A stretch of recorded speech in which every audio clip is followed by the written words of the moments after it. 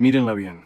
Esa mujer que tiembla bajo la lluvia torrencial, abrazando a un niño pequeño, con las manos agrietadas por el frío y el esfuerzo, no es una cualquiera. Es Elena, y hace apenas unas horas fue la dueña de un hogar con ventanas cálidas y camas limpias, con el aroma a madera pulida y lavanda flotando en el aire.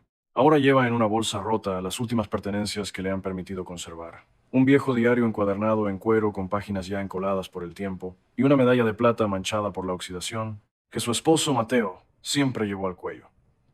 La muerte de él, tan repentina como cruel, dejó un vacío inmenso en su vida, pero también abrió una puerta para la perfidia de su suegra.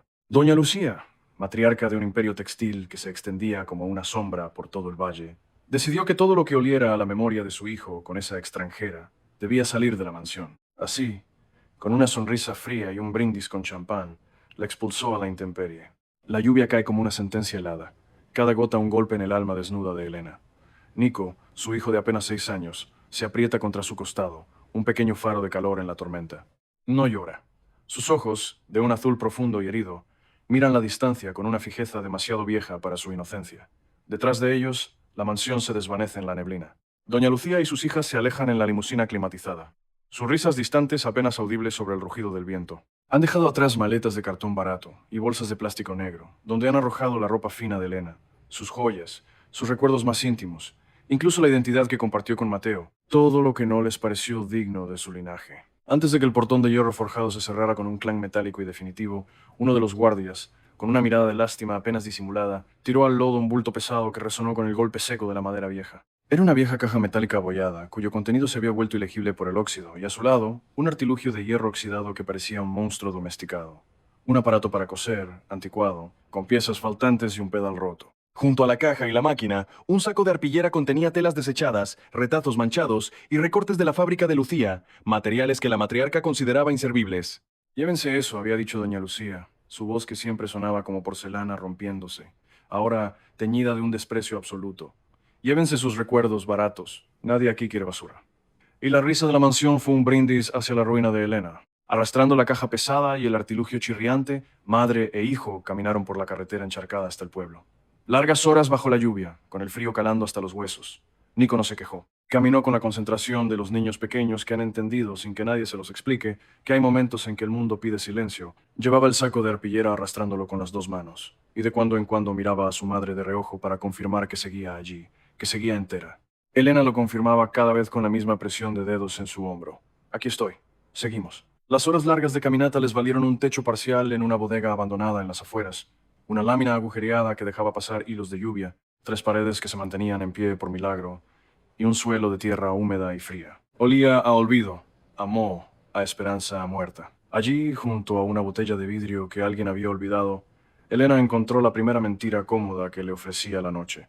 Que esto pasaría, que alguien la rescataría. Se equivocaba. La mañana siguiente, Nico temblaba con una fiebre que le teñía las mejillas de un rojo alarmante. Su tos era seca, insistente, y el miedo en los ojos de Elena era tan palpable como el hambre en su estómago. Fue al mercado a vender lo que pudiera. Los retazos de tela, los recortes que doña Lucía había despreciado, le valieron risas y rechazos. Los comerciantes, leales al poder de la matriarca, le cerraron las puertas sin disculparse. Nadie quiere meterse con la Villaseñor, le dijo un carnicero con falsa lástima, bajando la vista antes de que Elena pudiera responder. Humillada y sola, con el sol quemándole la nuca y el corazón encogido por la impotencia, Elena volvió con las manos vacías y una decisión barnizada de rabia que se le había ido formando paso a paso, bajo ese sol, entre ese polvo. No volvería a mendigar por lo que el mundo les había arrancado. No más. Esa noche, mientras Nico dormía agitado en un lecho de paja improvisado, Elena se sentó junto a la caja abollada que había arrastrado durante horas. La abrió. Dentro, entre papeles amarillentos y planos de dibujos de tejidos que no parecían del todo modernos ni del todo antiguos, encontró una libreta con lapicerios. Mírenla bien. Esa mujer que tiembla bajo la lluvia torrencial, abrazando a un niño pequeño, con las manos agrietadas por el frío y el esfuerzo, no es una cualquiera. Es Elena, y hace apenas unas horas fue la dueña de un hogar con ventanas cálidas y camas limpias, con el aroma a madera pulida y lavanda flotando en el aire. Ahora lleva en una bolsa rota las últimas pertenencias que le han permitido conservar. Un viejo diario encuadernado en cuero, con páginas ya encoladas por el tiempo, y una medalla de plata, manchada por la oxidación, que su esposo Mateo siempre llevó al cuello. La muerte de él, tan repentina como cruel, dejó un vacío inmenso en su vida, pero también abrió una puerta para la perfidia de su suegra. Doña Lucía, matriarca de un imperio textil que se extendía como una sombra por todo el valle, decidió que todo lo que oliera a la memoria de su hijo con esa extranjera debía salir de la mansión. Así, con una sonrisa fría y un brindis con champán, la expulsó a la intemperie. La lluvia cae como una sentencia helada, cada gota un golpe en el alma desnuda de Elena. Nico, su hijo de apenas 6 años, se aprieta contra su costado, un pequeño faro de calor en la tormenta. No llora. Sus ojos, de un azul profundo y herido, miran la distancia con una fijeza demasiado vieja para su inocencia.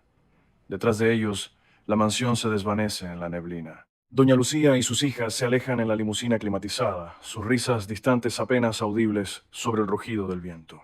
Han dejado atrás maletas de cartón barato y bolsas de plástico negro donde han arrojado la ropa fina de Elena, sus joyas, sus recuerdos más íntimos, incluso la identidad que compartió con Mateo, todo lo que no les pareció digno de su linaje. Antes de que el portón de hierro forjado se cerrara con un clang metálico y definitivo, uno de los guardias, con una mirada de lástima apenas disimulada, tiró al lodo un bulto pesado que resonó con el golpe seco de la madera vieja. Era una vieja caja metálica abollada, cuyo contenido se había vuelto ilegible por el óxido, y a su lado, un artilugio de hierro oxidado que parecía un monstruo domesticado. Un aparato para coser, anticuado, con piezas faltantes y un pedal roto. Junto a la caja y la máquina, un saco de arpillera contenía telas desechadas, retazos manchados y recortes de la fábrica de Lucía, materiales que la matriarca consideraba inservibles. Llévense eso, había dicho doña Lucía, su voz, que siempre sonaba como porcelana rompiéndose, ahora teñida de un desprecio absoluto. Llévense sus recuerdos baratos. Nadie aquí quiere basura. Y la risa de la mansión fue un brindis hacia la ruina de Elena. Arrastrando la caja pesada y el artilugio chirriante, madre e hijo caminaron por la carretera encharcada hasta el pueblo. Largas horas bajo la lluvia, con el frío calando hasta los huesos, Nico no se quejó. Caminó con la concentración de los niños pequeños que han entendido, sin que nadie se los explique, que hay momentos en que el mundo pide silencio. Llevaba el saco de arpillera arrastrándolo con las dos manos, y de cuando en cuando miraba a su madre de reojo para confirmar que seguía allí, que seguía entera. Elena lo confirmaba cada vez con la misma presión de dedos en su hombro. Aquí estoy. Seguimos. Las horas largas de caminata les valieron un techo parcial en una bodega abandonada en las afueras, una lámina agujereada que dejaba pasar hilos de lluvia, 3 paredes que se mantenían en pie por milagro y un suelo de tierra húmeda y fría.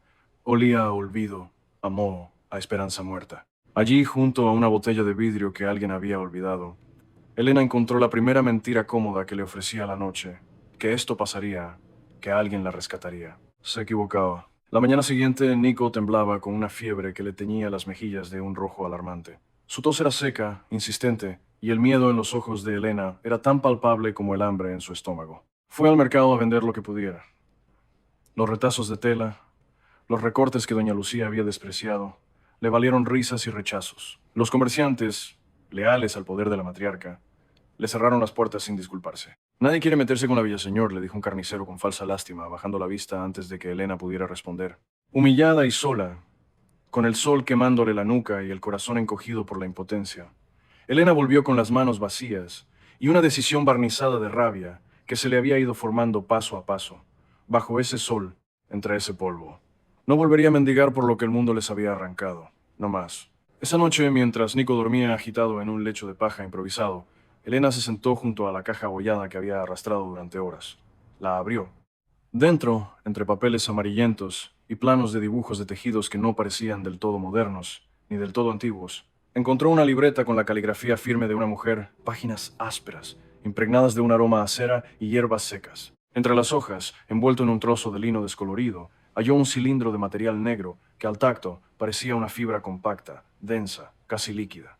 Era un hilo, y junto a él un pequeño rollo de papel con instrucciones, dibujos detallados y una receta misteriosa. Una técnica de fijado y confección que no dependía de las máquinas industriales, sino de un proceso artesanal que prometía convertir fibras comunes en una tela con propiedades extraordinarias, resistente, cálida, indeleble, de un negro tan profundo que no se limitaba a absorber la luz, sino a transformarla en presencia. Elena leyó hasta que la luna le quemó los párpados. Las notas hablaban de un tinte de sombra y de una manera de trabajar la fibra en capas que hacía el tejido más fuerte con cada vuelta. El aparato oxidado, que a simple vista parecía un trasto inútil, no era una máquina cualquiera.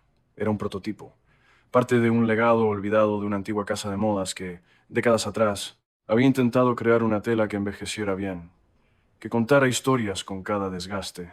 La libreta tenía la firma de una mujer llamada Isolda Mendieta, diseñadora y artesana cuyo nombre había sido borrado de los catálogos por la industria, devorada por la velocidad y la homogeneidad. Isolda había estudiado la piel de las fibras, la manera en que el aceite y el calor las transformaban, cómo las manos podían coser una trama que retuviera la memoria del tiempo. El descubrimiento era pequeño y monumental a la vez. No era oro en bruto, pero era la llave de una técnica perdida que, bien aplicada, podría crear piezas imposibles de imitar por máquina. Era un tesoro más valioso que cualquier fortuna, y estaba escrito en una libreta que el mundo había decidido tirar a la basura. Con las manos que alguna vez habían conocido la sedosa seda de las sábanas de la mansión, Elena comenzó a trabajar. Desarmó el viejo artilugio, limpió sus engranajes con un trapo mojado en aceite de cocina que consiguió en la fonda del pueblo, organizó las piezas sueltas sobre el suelo de tierra como las letras de un abecedario nuevo que estaba aprendiendo a leer. Improvisó herramientas con palos de mezquite, que Nico, con su curiosidad infantil y su instinto de ser útil, le trajo del patio. El niño no hacía preguntas innecesarias. Traía lo que le pedían, sostenía lo que le indicaban, aprendía sin que nadie le dijera que estaba aprendiendo. Durante noches sin sueño, con el dolor de cabeza y el cansancio como compañeros constantes, Elena hiló, torció, untó y sosegó la fibra según las notas de Isolda. No tenía fábrica, pero sí paciencia infinita, un hambre feroz de sobrevivir y una convicción que ardía como el hierro al rojo. Falló muchas veces. Los primeros metros de fibra quedaban duros, quebradizos, muertos entre sus manos. Los tiraba. Volvía a la libreta. Volvía a intentar. La noche cuarta, con los dedos en carne viva y la espalda rota de inclinarse, algo cambió. La fibra se dio de una manera distinta bajo sus manos. No se quebró. Respiró. Elena sostuvo el resultado a la luz de una vela que había encontrado entre los escombros. Era tosco, rugoso, irregular en los bordes, pero tenía una densidad que ninguna de las telas industriales tenía, y en la superficie, donde el tinte de sombra se había sentado en las capas, había vetas de un brillo apagado, casi plateado, como polvo de estrellas atrapado en el tejido. Nico se acercó mientras dormitaba, lo tocó con un dedo y dijo, con la seriedad de los niños que nombran las cosas con precisión accidental, parece que tiene cielo adentro. Elena lo miró. Después miró la tela. Después rió, una risa corta e involuntaria que le salió del pecho como un animal que ha estado encerrado mucho tiempo. La llamó Sombra Lana y la guardó contra su pecho como quien acuna un hijo prematuro, una nueva esperanza que todavía no sabe si sobrevivirá a la mañana. El primer cliente fue un vagabundo de ojos claros, un anciano que apareció en la bodega pidiendo una moneda. Observó la pieza con una reverencia inverosímil y le ofreció lo único que tenía, una pequeña moneda oxidada. Tu tela tiene hambre adentro, dijo, con los ojos empañados por la vida en las calles, y también tiene el latido de un corazón. Le dio la moneda y se fue. Con eso, Elena compró pan y medicinas para Nico. Pero la tela ya no era solo un pedazo de refugio, era una idea. Y las ideas, si encuentran el pulso adecuado, se multiplican. La noticia corrió primero como rumor por el pueblo. Una mujer pobre que hacía trapos negros que parecían llevar la noche en su trama. Una turista curiosa compró un chal de sombra lana sin regatear. Una periodista local, de paso, lo calificó en su columna como oscuro y feroz, una declaración de autenticidad. Una influencer que pasaba por el pueblo publicó una foto con el chal sin más comentario que un signo de interrogación. El post tuvo 10.000 me gusta antes de que Elena, que no tenía teléfono, lo supiera. Lo que para el pueblo era herida y luto, para otros ojos era autenticidad y riesgo, un lujo inédito. Pronto llegó un hombre de la capital con una tarjeta de galería. Luego una carta en papel con membrete de un agente italiano que escribía, con letra apretada. Quiero hablar de lo que hace. Por favor, llámeme. Elena guardó la carta en la libreta de Isolda. Mientras su nombre y su tela ganaban admiradores insospechados, la furia de doña Lucía crecía como una mancha acechante, más oscura que la propia sombra lana. La matriarca no perdona el desafío público. Para ella, la moda es propiedad y el diseño un derecho adquirido por linaje y dinero. Envió amenazas veladas, intentó comprar la técnica a precio de limosna, ofreció contratos con cláusulas leoninas que buscaban borrar el nombre de Elena de la historia de su propia creación. Su abogado llegó a la bodega con un maletín y papeles que sonaban razonables hasta que se leía la letra pequeña, que decía, en términos legales muy precisos, que Elena cedía todos los derechos sobre la técnica, el nombre Sombra Lana, y cualquier desarrollo futuro a la corporación Villaseñor, y que aceptaba no producir ni comercializar telas similares durante 20 años. Elena leyó los papeles 2 veces, los dobló con cuidado, después los rompió en pedazos pequeños y los depositó sobre el maletín del abogado con la serenidad de alguien que tomó la decisión hace mucho tiempo y solo estaba esperando el momento de ejecutarla. Dígale, doña Lucía, que no, dijo, con una voz quieta que no necesitaba volumen para tener peso. El abogado recogió su maletín y se fue. Elena miró la puerta cerrarse detrás de él y se quedó quieta un momento, con la mano apoyada en el artilugio oxidado como quien se apoya en el hombro de un viejo compañero. La lucha se volvió pública cuando doña Lucía reclamó, con papeles oficiales falsificados y el peso de su influencia, que la sombra lana y el artilugio habían sido propiedad de la hacienda. Ordenó a la policía confiscar lo que encontró en la bodega: sacos de fibra, el telar manual que Elena había rescatado y remendado, trozos de tela ya terminados. Elena tuvo que ver cómo arrastraban la vida que había tejido con sus propias manos. Observó todo con los brazos cruzados y la cara inmóvil, con Nico a su lado tomándole la mano, sus dedos pequeños apretando los de su madre con la misma presión con que ella lo había apretado a él aquella noche de lluvia en la carretera. Cuando los policías se fueron, la bodega quedó vaciada con la brutalidad específica de los espacios que han perdido lo que los llenaba. Pero en la ruina de la bodega, dentro de una grieta que el frío había abierto en la pared, Elena encontró lo que valía más que cualquier telar: 3 ovillos de hilo tan fino que al pulso parecía líquido, que había elaborado en secreto y guardado envueltos en tela encerada, como se guardan las cosas valiosas, en el lugar donde nadie mira porque parece que no hay nada. Lo sostuvo en sus 2 manos. Cabían. Eran el corazón de la técnica de Isolda, la hebra mínima, el hilo con memoria. No necesitaban máquinas para transformar ese hilo en algo que la industria no podría reproducir. Necesitaba manos, paciencia y coraje. Tenía además 2 varas de mezquite que Nico, con su instinto infantil, había encontrado al jugar, ramas secas y firmes que la naturaleza había curado con fuego. Con esos palos, convertidos en agujas improvisadas y toscas, Elena tejió sin descanso piezas que no buscaban una tela plana, sino algo que creara una segunda piel, que envolviera el cuerpo no para ocultarlo, sino para construir presencia. Piezas que eran armaduras y lamentos al mismo tiempo. Fue en esos días, cuando el alma de Elena estaba curtida por el dolor y la resiliencia a partes iguales, cuando apareció Daniel. Lo conoció en una feria de artesanos, donde Elena, con las manos humildes, vendía un par de bufandas de sombralana en una mesa prestada. Daniel tenía 38 años, pelo negro con algunas canas tempranas y manos que tenían el tipo de asperezas que dan las agujas y el trabajo manual. ¿Era modisto? ¿O lo había sido? Había renunciado a una casa de moda en la capital por desilusión. Alguien a quien la belleza sin alma le sabía mentira. Lo conoció porque se paró frente a su mesa y observó trabajar sus manos durante un minuto entero sin decir nada, con esa forma de mirar de la gente que sabe reconocer lo que es verdadero porque ha visto mucho que no lo era. Después dijo, sin grandilocuencia ni poses: eres de las que escuchan las fibras. Elena, que había aprendido a no confiar, lo miró y vio en su mirada honestidad y cansancio, el mismo agotamiento vital que sentía ella. No había promesas en su voz, solo una oferta de ayuda práctica. Trabajar juntos, aprender del otro, construir algo que durara más que la venganza.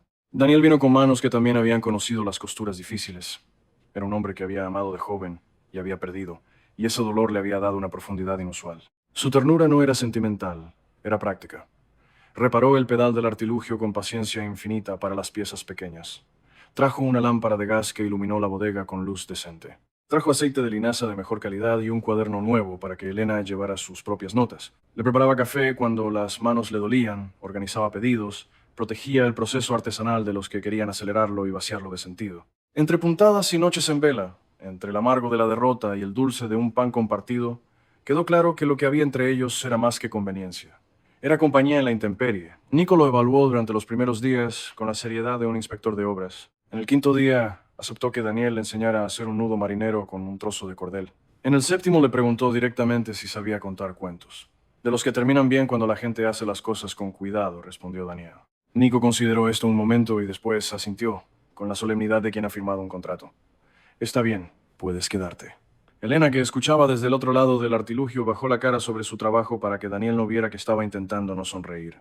Una noche, solos en el taller después de que Nico se durmiera, Elena lo miró y le preguntó por qué seguía allí. Daniel no se sorprendió por la pregunta, se notaba que la había esperado. Dijo que porque lo que ella estaba construyendo importaba, no de manera grandilocuente, de manera real. Elena le dijo que eso no explicaba por qué él. Daniel hizo una pausa. Porque me parece que llevas demasiado tiempo cargando cosas sola, dijo. Y soy bueno cargando cosas. Elena lo miró un rato largo. Había algo en esa mirada que era cuidadoso y también cansado de ser tan cuidadoso. No te prometo nada, dijo. No te pido nada, respondió él. Elena volvió a la libreta. Daniel volvió a sus herramientas. Pero algo en el aire de la bodega había cambiado levemente, como cuando se abre una ventana en una habitación que llevaba mucho tiempo cerrada. La fama se tornó en responsabilidad.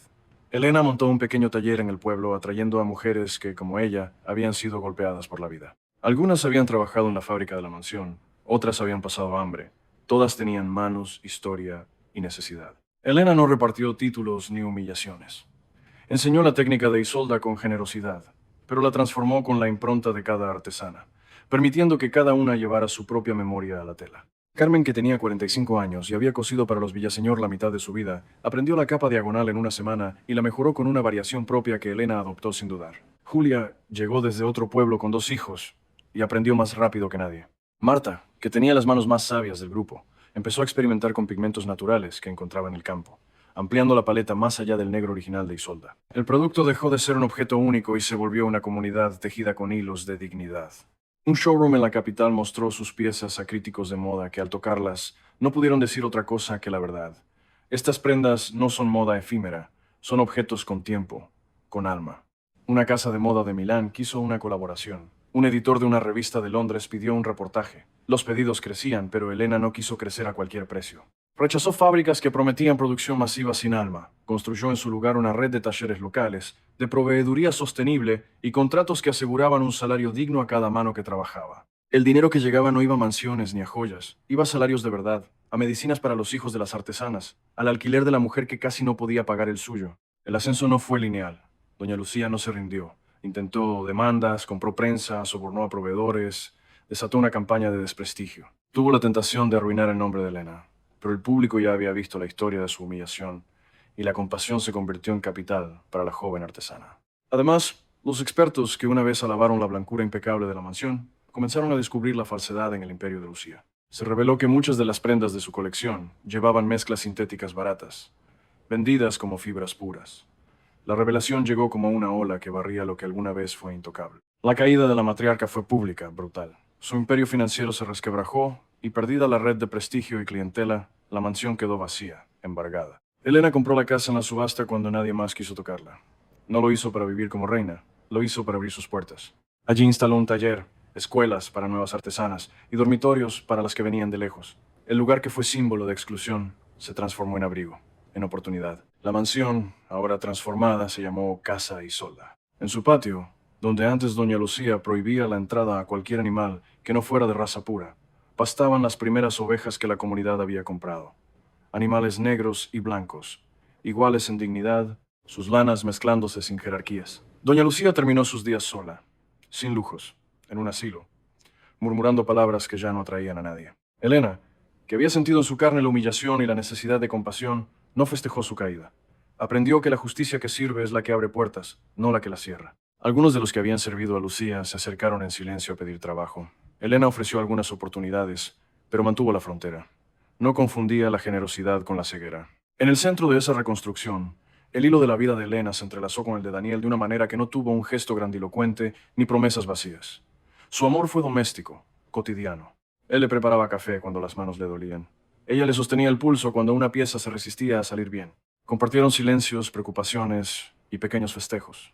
La primera vez que Nico corrió por el jardín de la mansión sin miedo, el primer pedido que aseguraba un salario estable para todas, la primera exposición internacional, donde la prensa no hablaba de escándalos, sino de la técnica y la humanidad detrás de cada prenda. Una noche Daniel la abrazó bajo el alero del taller y le dijo, sin metáforas, con la voz suave, «Has tejido algo que incluye a la gente.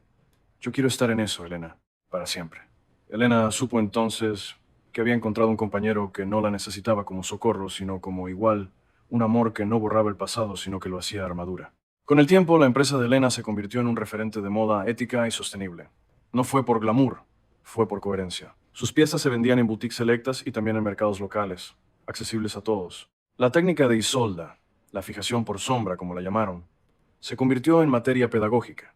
Escuelas de diseño consultaban el método, se publicaron libros, y se creó una fundación que financió becas para artesanas de todo el país. Elena, fiel a sus principios, repartió acciones entre quienes lo merecían. Compró la vieja fábrica de Lucía, la limpió y transformó sus hornos y prensas industriales en espacios donde la gente aprendía a hilar, a teñir con pigmentos naturales y a trabajar con técnicas que no devastaban la tierra ni el alma. El día que la compañía cumplió 10 años, una exposición internacional presentó las prendas que habían nacido en la bodega. En la inauguración, los aplausos no fueron para la persona, sino para lo que habían tejido juntas, una red que daba trabajo, dignidad y voz. Había en la sala quienes antes habían escupido sobre Elena, y algunos bajaron la cabeza en señal de respeto.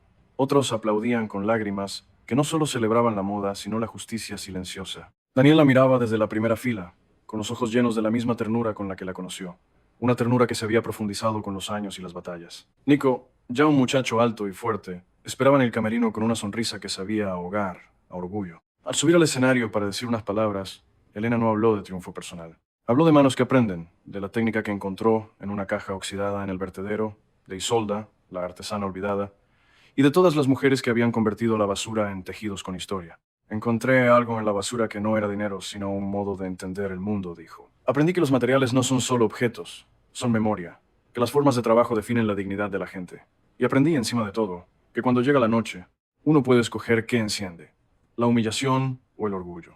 Al terminar, la ovación fue larga y Elena tuvo que taparse la cara con la mano para no dejar que las lágrimas corrieran sin control. A su lado, Daniel la abrazó y en su oído le murmuró: hiciste algo más grande que la moda, hiciste familia. Ella, con la voz rota por la emoción, respondió: y te tengo a ti, Daniel, siempre. Los años no borraron las cicatrices. Las manos de Elena guardaron las marcas de las agujas y del aceite. Su rostro llevaba arrugas trazadas por noches sin dormir. Su carácter era más firme, como la madera curada por el fuego. Pero el brillo en los ojos era nuevo.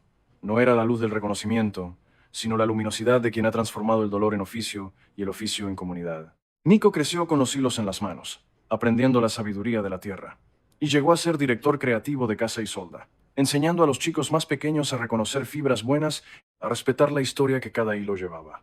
Daniel se convirtió en maestro y socio, y juntos llevaron la casa a un punto donde la moda ya no era desfile, sino una forma de supervivencia digna. El artilugio oxidado descansaba ahora en una vitrina como reliquia, no porque fuera el tesoro en sí, sino porque recordaba el origen, la tenacidad del espíritu.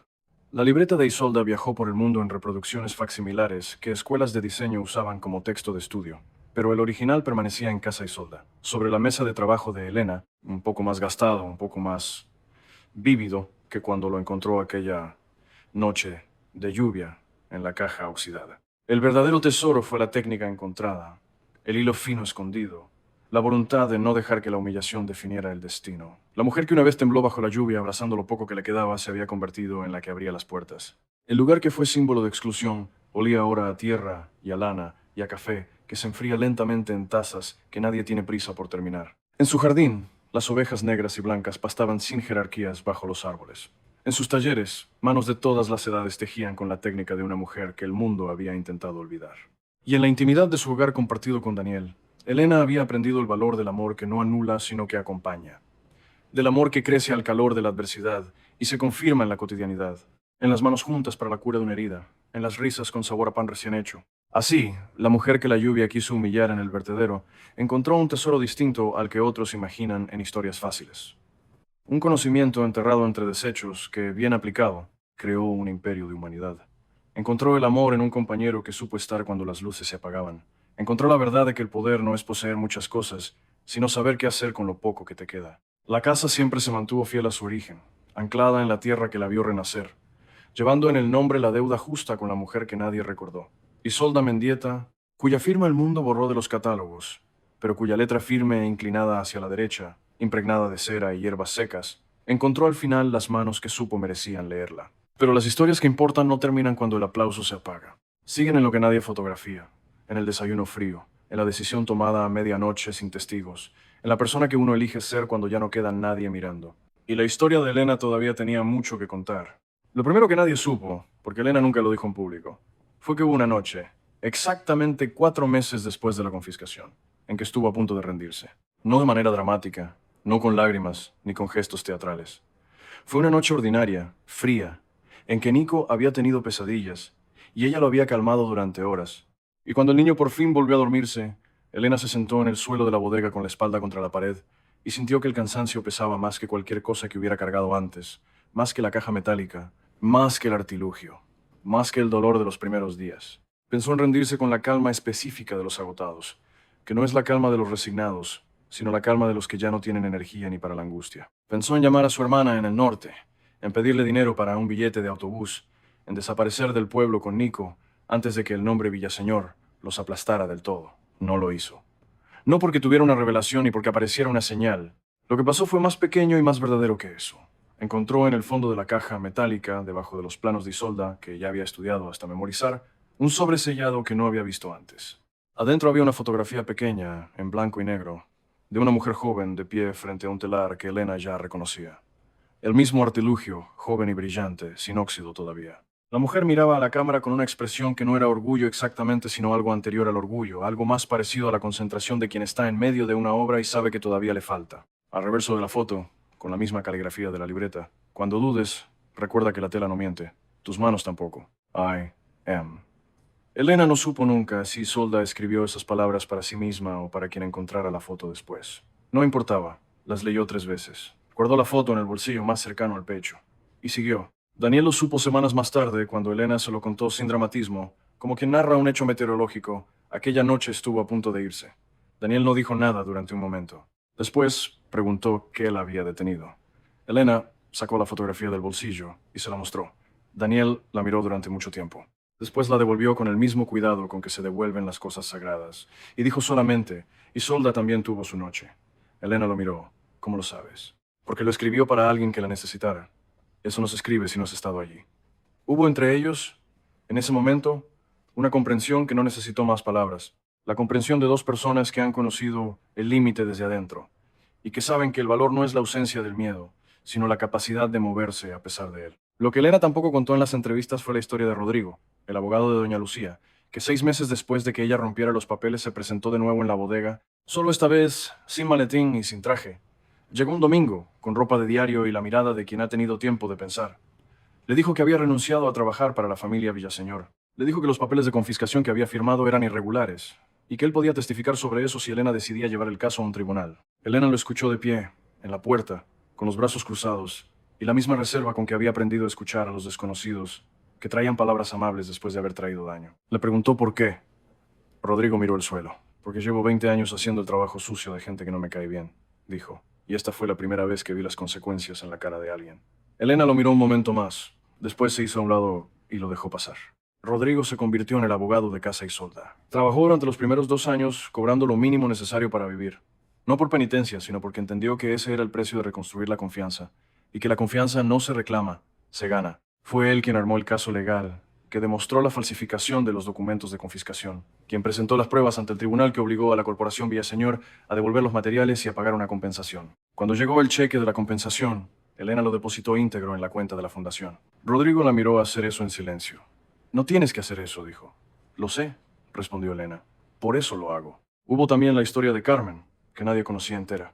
Carmen había trabajado en la fábrica Villaseñor durante 16 años. Había cosido miles de prendas con sus manos, había cumplido cuotas que no tenían horario humano, había callado cuando los supervisores pedían que callara, y había firmado los documentos que le ponían enfrente, sin leerlos, porque si los leía, tardaba más, y si tardaba más, la sancionaban. Cuando doña Lucía cerró su sección de la fábrica para reducir costos, Carmen recibió una carta de despido con un mes de indemnización y ninguna explicación. Llegó a la bodega de Elena por la misma razón que llegan muchas personas a los lugares donde se hace algo real, porque una vecina le dijo que allí se enseñaba, y Carmen necesitaba aprender algo nuevo, porque lo que sabía ya no le servía en el mundo que le habían dejado. Aprendió la sombralana con la velocidad de quien está recuperando algo que le pertenecía. Lo que Carmen tardó en confesarle a Elena fue que durante los 16 años en la fábrica Villaseñor había guardado en una carpeta plástica debajo de su cama fotocopias de los documentos que había firmado sin leer. Los guardó por instinto, con la misma lógica oscura con que la gente guarda cosas que le dan miedo, por si algún día alguien las necesitaba. Esos documentos demostraban que la fábrica Villaseñor había pagado salarios por debajo del mínimo legal durante años, usando contratos temporales renovados indefinidamente para evitar las prestaciones de ley. Eran pruebas de una práctica sistemática que afectaba a más de 100 trabajadoras. Carmen se las entregó a Elena una tarde, dobladas en 4, con la misma calma con que entregó todo lo que hizo, sin esperar reconocimiento, con la sencillez de quien simplemente hace lo que es correcto porque es correcto. Elena las leyó esa misma noche, sentada a la mesa con Daniel, bajo la lámpara. Cuando terminó, levantó la vista y dijo: «Esto cambia lo que podemos hacer». Daniel la miró. «¿En qué sentido?» «En el sentido de que podemos llevar a Lucía a un tribunal no solo por los papeles falsificados, sino por esto, por todas ellas». Hubo una pausa. «¿Quieres hacerlo?» Elena pensó en Carmen. Pensó en las otras 100. «No es lo que quiero, es lo que corresponde». El juicio laboral colectivo tardó 2 años. Fue agotador, costoso y lleno de obstáculos que el dinero de Lucía ponía con precisión de relojero. Testimonios intimidados, documentos que desaparecían de los registros, demoras procesales que parecían accidentales, y no lo eran. Hubo momentos en que Elena tuvo que elegir entre pagar los abogados del juicio o pagar la nómina del taller, y eligió la nómina cada vez. Hubo semanas en que el juicio la consumía de una manera que le robaba horas del trabajo que amaba, horas con Nico, horas con Daniel, Hubo una reunión con el juez en que el representante de la corporación Villaseñor ofreció un acuerdo extrajudicial con una cifra que habría resuelto el problema financiero inmediato de Casa y Solda y de las 100 trabajadoras, de manera cómoda. Elena escuchó la cifra. La consideró durante exactamente el tiempo necesario para ser honesta consigo misma. Después dijo que no, porque el acuerdo incluía una cláusula de confidencialidad que impedía hablar públicamente de las prácticas laborales de la empresa, y eso significaba que lo que le habían hecho a Carmen y a las otras 100 podría seguirle pasando a otras 100 más en el futuro. Rodrigo la miró cuando salieron de esa reunión. Eso nos complica mucho, dijo. Ya lo sé, respondió Elena. Y siguieron. El juicio lo ganaron. La sentencia obligó a la corporación Villaseñor a pagar las prestaciones adeudadas a 107 trabajadoras con intereses. La cláusula de confidencialidad no existió. El nombre de la empresa apareció en los diarios de la capital durante una semana, en artículos que describían con detalle lo que había sido la vida laboral en la fábrica del Valle. Elena no fue a ninguna de las conferencias de prensa que organizaron los abogados. Mandó a Carmen en su lugar. Carmen habló frente a las cámaras con la misma sencillez con que hacía todo, sin dramatismo y sin escatimar en detalle. Y su testimonio fue el que la gente recordó, porque la verdad dicha con calma tiene más peso que la verdad gritada. Mientras todo eso ocurría en los tribunales, la vida de Casa y Solda seguía su propio ritmo, que era el ritmo de las manos trabajando. Elena había aprendido a compartimentar con la eficiencia de quien no puede darse el lujo de que un problema consuma todos los espacios. El taller era el taller. Allí el tiempo tenía la textura de la fibra, y el sonido del artilugio, y el olor del aceite de linaza, y los problemas del mundo exterior se detenían en la puerta como si respetaran la liturgia del trabajo. Nico había empezado a ir al taller después del colegio no por obligación, sino porque le gustaba. Y porque había descubierto que el proceso de la sombra lana tenía algo que lo fascinaba. La manera en que la tela iba acumulando capas de historia, cómo cada error de la primera trama quedaba corregido y absorbido por las siguientes, hasta que el conjunto era más interesante por sus imperfecciones que a pesar de ellas. A los 9 años, Nico hizo su primera pieza completa. Un cuadrado pequeño e irregular que Carmen enmarcó y colgó en la pared del taller con la solemnidad de quien cuelga un diploma. Daniel observó crecer a Nico con la atención discreta de alguien que sabe que su presencia en esa vida es un privilegio y no un derecho. No intentó reemplazar al padre que el niño había perdido.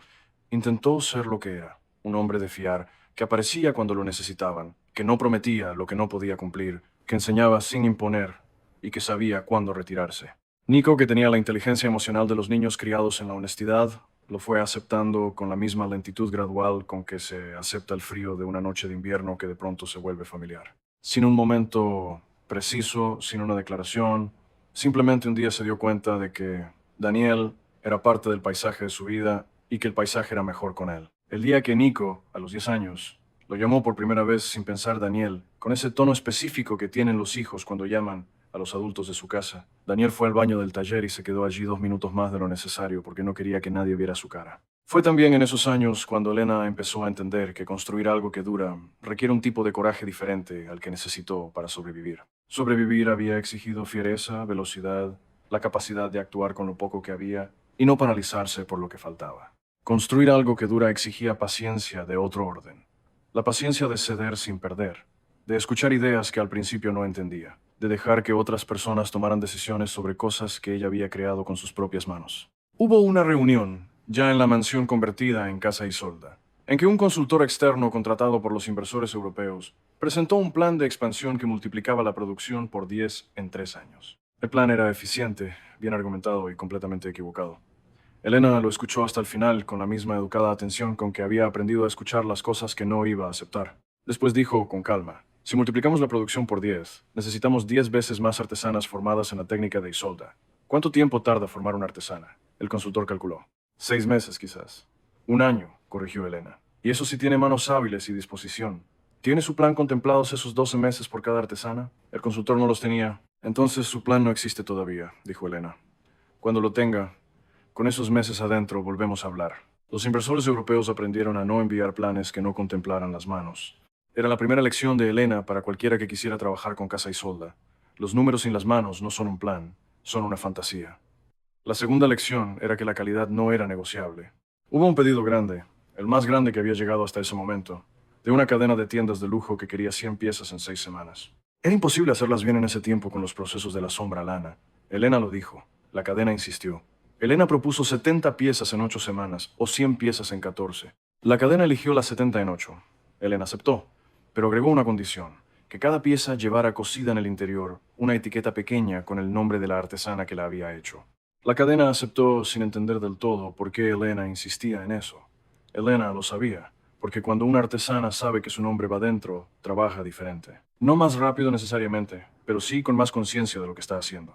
Esa práctica de las etiquetas con el nombre se extendió a todas las piezas de Casa Isolda. Con el tiempo se convirtió en una de las cosas más reconocidas de la marca.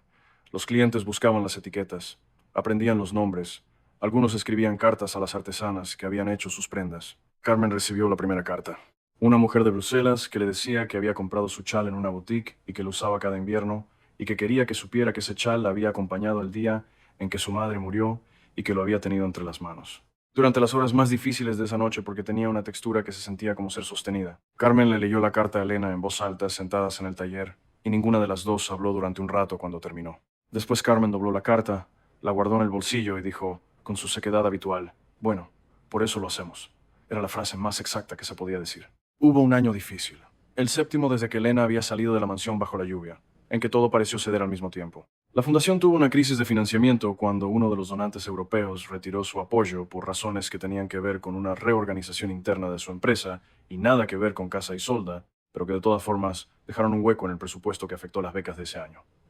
Un incendio pequeño, eléctrico, dañó una parte del taller y obligó a parar la producción durante 3 semanas. Y Nico, que tenía 12 años y estaba en el inicio de esa edad en que el mundo se vuelve complicado sin permiso, tuvo un periodo oscuro en que el peso de haber crecido diferente a sus compañeros de escuela, sin la estabilidad que ellos daban por sentada, sin el padre que otros tenían, se le hizo demasiado visible para ignorarlo. Se puso silencioso de una manera que no era la serenidad de siempre, sino algo más opaco, y Elena lo vio y supo reconocerlo porque ella misma había estado allí, en ese lugar donde el agotamiento se disfraza de indiferencia. Lo que hizo con Nico en ese periodo fue lo más sencillo y lo más difícil a la vez.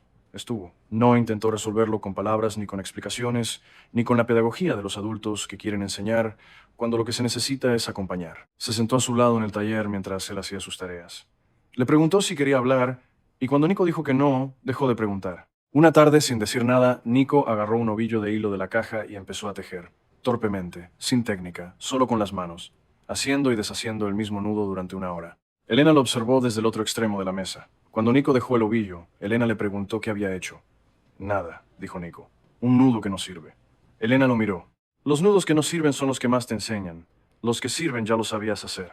Nico la miró un momento. No sonrió, pero algo en su cara se alivió levemente, como cuando se suelta un poco la tensión de una cuerda que llevaba demasiado tiempo tensa. Daniel llegó esa noche con ingredientes para hacer sopa, y la hicieron los tres en la cocina de Casa Isolda, con el ruido de las ollas y las bromas de Nico sobre cómo Daniel cortaba las zanahorias. Y fue una noche ordinaria que curó algo que ningún discurso habría curado. El incendio del taller, que en el momento fue un golpe duro, terminó siendo la oportunidad que Elena no sabía que necesitaba. Durante las 3 semanas de pausa forzada, con la producción detenida y las artesanas haciendo trabajo administrativo o descansando, Elena tuvo tiempo de mirar lo que habían construido desde afuera, con la distancia que el trabajo cotidiano no permite. Recorrió la mansión despacio, habitación por habitación, como si la viera por primera vez. Vio lo que funcionaba: el taller principal, los dormitorios, la escuela, la red de talleres del pueblo. Y vio lo que faltaba, que no era más producción, sino más raíz. Un espacio donde la técnica de Isolda se investigara, se documentara, se ampliara con rigor. Un lugar donde las artesanas que llevaban años trabajando pudieran enseñar lo que habían aprendido a personas que venían de otros oficios, de otras tradiciones, de otras formas de escuchar las fibras. Un laboratorio, aunque esa palabra sonara demasiado aséptica para lo que Elena imaginaba. Lo que imaginaba era más parecido a una conversación larga entre manos que sabían cosas distintas.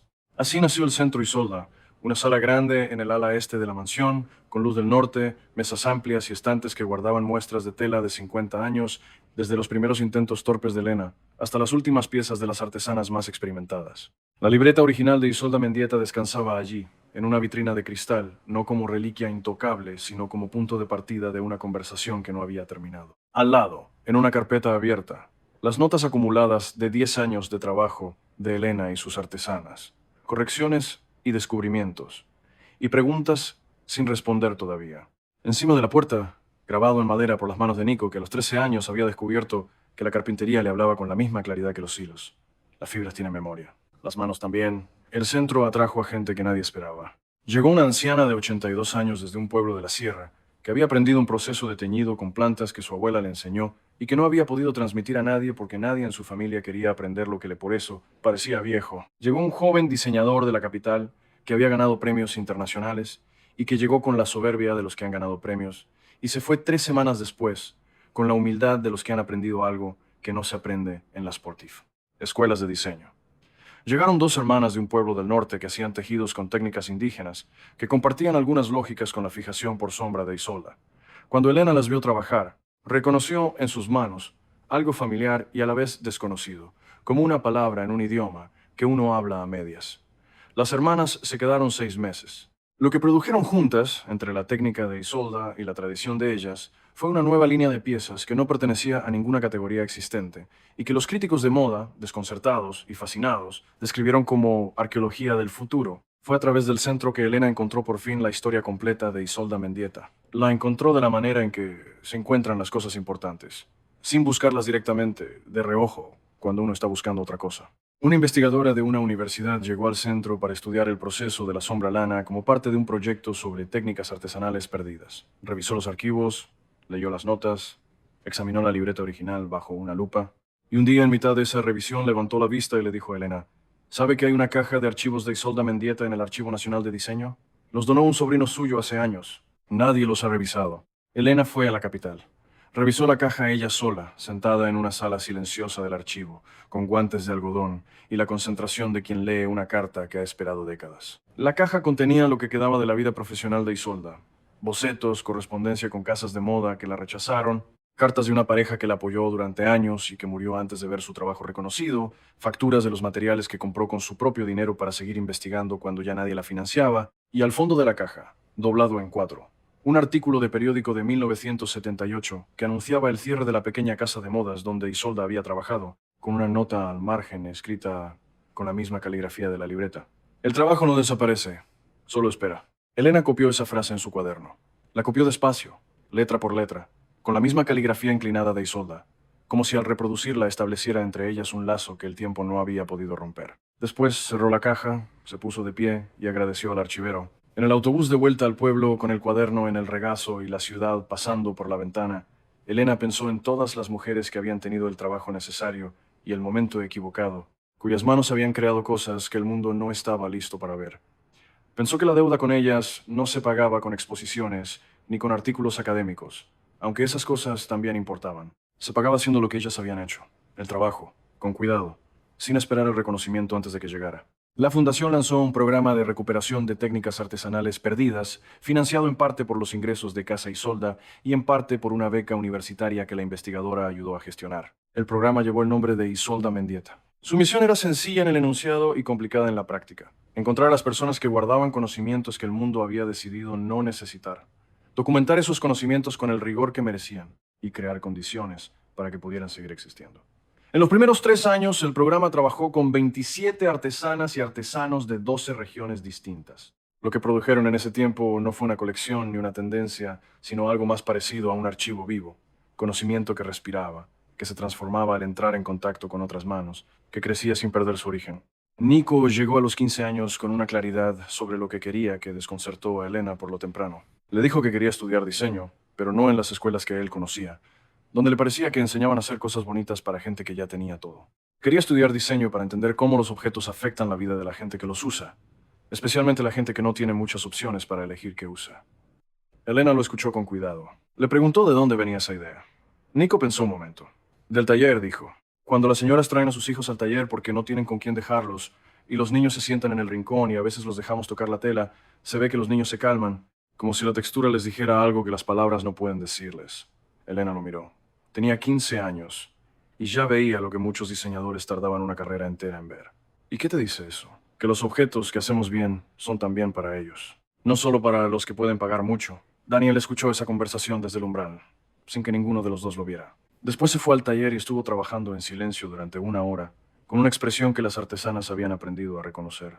La expresión de alguien que está sintiendo algo demasiado grande para decirlo de inmediato. Esa noche, cuando Nico ya dormía, Daniel le dijo a Elena: tu hijo va a hacer algo importante.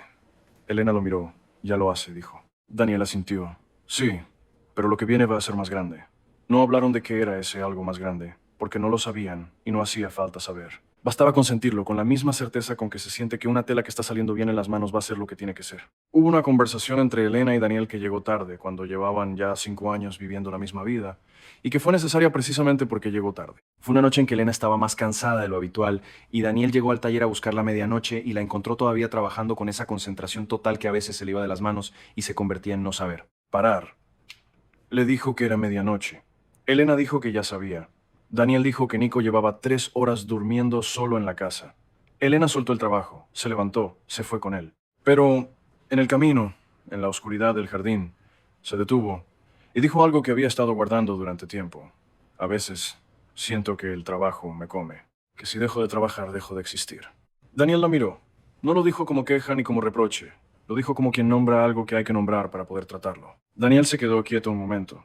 Después dijo, lo sé, lo veo. Y también te veo cuando estás con Nico y cuando estás con las mujeres del taller y cuando lees la libreta de Isolda y cuando comes despacio porque la comida sabe a algo. En todos esos momentos existes también. El trabajo es una parte grande, pero una parte. Elena lo miró en la oscuridad. ¿Y tú? ¿Cómo estás tú? Era la primera vez en mucho tiempo que lo preguntaba así, directamente, sin darlo por sentado. Daniel tardó en responder, lo que fue en sí mismo una respuesta. Bien, dijo al final, pero a veces extraño hacer mis propias cosas, no el trabajo de la capital que dejé. Otras cosas, cosas mías. Elena lo miró. Entonces hazlas. No quiero que pienses que te estoy abandonando. Hacer tus propias cosas no es abandonar a nadie. Hubo entre ellos un silencio que era un reajuste, el pequeño ajuste de tensión que hacen los tejidos cuando se los lava y se asientan de nuevo, más cómodos y más verdaderos que antes. Daniel empezó a trabajar en sus propias piezas. Eran distintas a la sombra lana, estructuradas, con cortes precisos, construidas desde la arquitectura más que desde la textura. Pero llevaban en los detalles el aprendizaje de 5 años junto a Elena, la atención a la fibra, el respeto por el proceso, la negativa a apresurar lo que necesita tiempo. Presentó sus primeras piezas en una pequeña exposición en el pueblo, sin más anuncio que una nota en el tablero del mercado. Vinieron los habitantes del pueblo, algunas artesanas de Casa Isolda, Rodrigo, Carmen. Nico, que ya tenía 16 años, se paró frente a una de las piezas durante mucho tiempo y después le dijo a Daniel, esto tiene tu voz. Se nota que eres tú. Daniel lo miró. Era lo mejor que le podían decir. Era lo único que importaba decir. Los 20 años desde aquella noche de lluvia llegaron sin que Elena los viera venir, porque el tiempo que está lleno de trabajo y de vida no avisa cuando pasa. Lo supo por Nico, que cumplió 26 y que ese año terminó sus estudios con una tesis sobre el impacto del diseño artesanal en las condiciones de vida de comunidades rurales, una tesis que citaba el trabajo de Casa Isolda con la precisión académica que da la distancia y con el cariño que da haber crecido entre esas paredes. Lo supo por Carmen, que a los 65 años dirigía el programa de formación del Centro Isolda, con la autoridad tranquila de quien ha ganado cada milímetro de lo que sabe. Lo supo por la libreta de Isolda, que ahora tenía a su lado no solo su propia acumulación de notas, sino también las notas de 20 artesanas distintas, escritas en márgenes y hojas añadidas, una conversación que Isolda había empezado sola y que ahora era colectiva. Elena tenía 54 años cuando una periodista joven, recién egresada, llegó a Casa Isolda a hacer un perfil para una revista internacional. Era una periodista inteligente y curiosa que había investigado bien y que hacía preguntas que no eran las habituales. Le preguntó a Elena qué había aprendido en esos 20 años que no sabía cuando empezó. Elena pensó antes de responder, lo que la periodista anotó como un buen signo.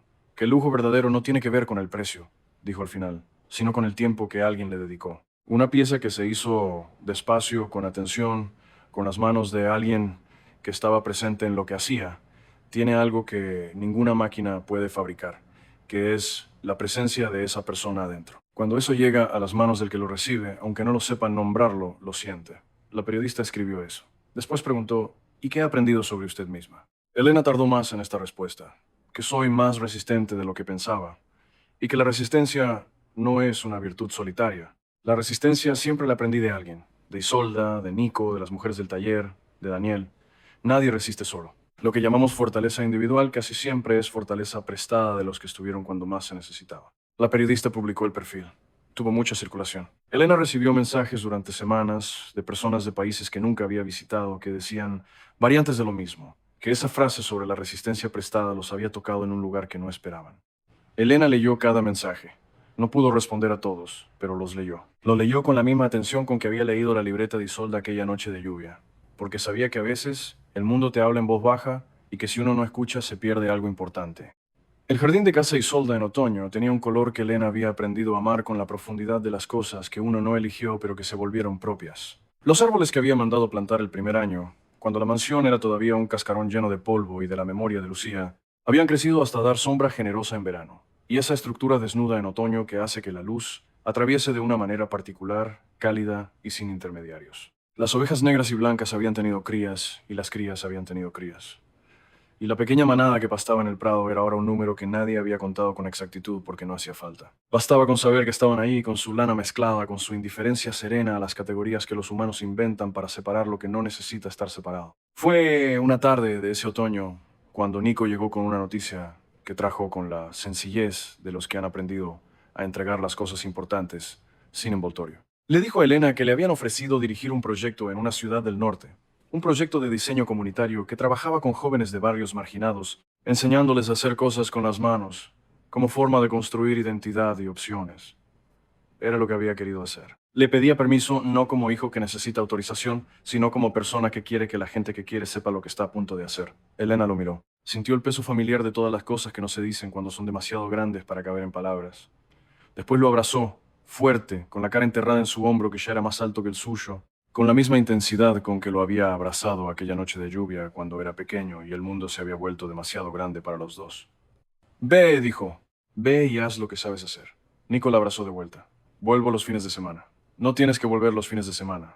Ya lo sé, pero quiero. Daniel estuvo con Elena esa noche después de que Nico se fue a preparar sus cosas. Estuvieron en el jardín, sentados en el banco de madera que había sobrevivido 20 años de inviernos y que tenía ya la pátina de las cosas que han sido usadas con amor. La luna estaba sobre los árboles. Las ovejas se movían en el prado con su lentitud habitual. Elena tenía la libreta de Isolda en las manos, no para leer, sino para tener algo entre los dedos, el peso familiar de ese objeto que había sido el principio de todo. Daniel puso la mano sobre la de ella, sobre la cubierta de la libreta. Estuvieron así un rato largo sin hablar, que era la forma más honesta de decirse todo lo que había que decirse. ¿Estás bien?, preguntó Daniel al fin.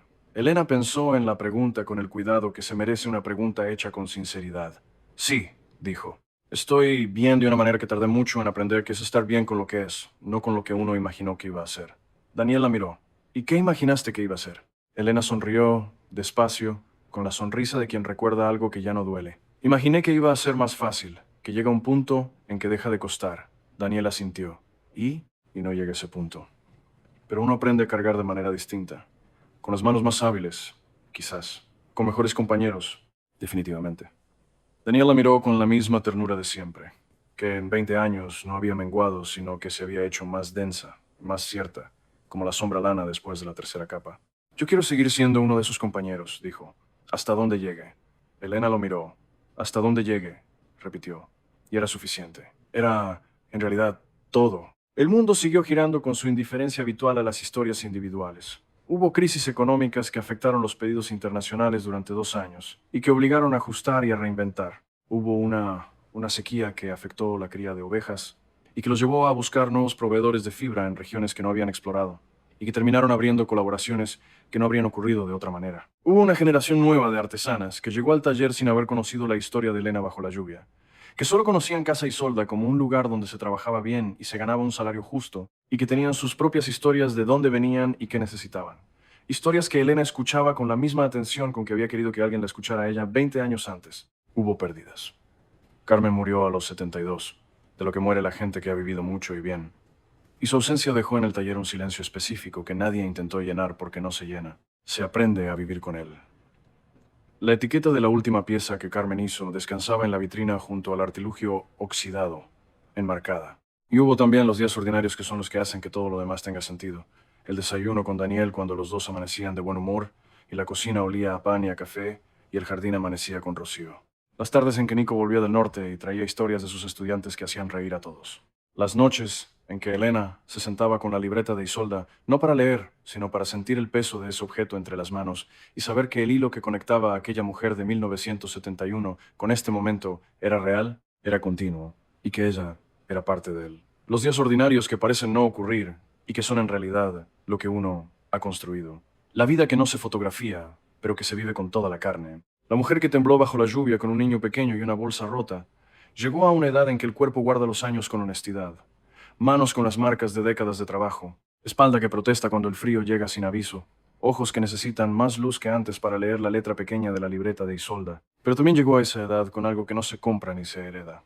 La certeza de haber elegido bien, no siempre, no sin errores, pero sí con la intención suficiente para que los errores fueran parte del tejido y no agujeros en él. La certeza de que el trabajo que hizo importó, no porque el mundo lo dijera con aplausos, sino porque lo veía todos los días en las manos de las mujeres que aprendieron a escuchar las fibras en la cara de Nico cuando hablaba de sus estudiantes. En la manera en que Daniel la miraba después de todos esos años, con la misma atención con que había mirado sus manos aquella primera noche en la feria. Isolda Mendieta escribió en su libreta en algún momento de 1971 que ningún archivo puede precisar. El trabajo no desaparece, solo espera. Elena añadió al margen, con su propia letra, décadas después. Y cuando encuentra las manos correctas, crece. Nico añadió debajo, con la caligrafía apretada que había heredado de su madre y de nadie más. Y cuando crece, recuerda de dónde vino.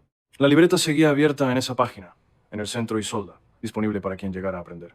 La conversación no había terminado. No terminaría mientras hubiera manos dispuestas a continuarla.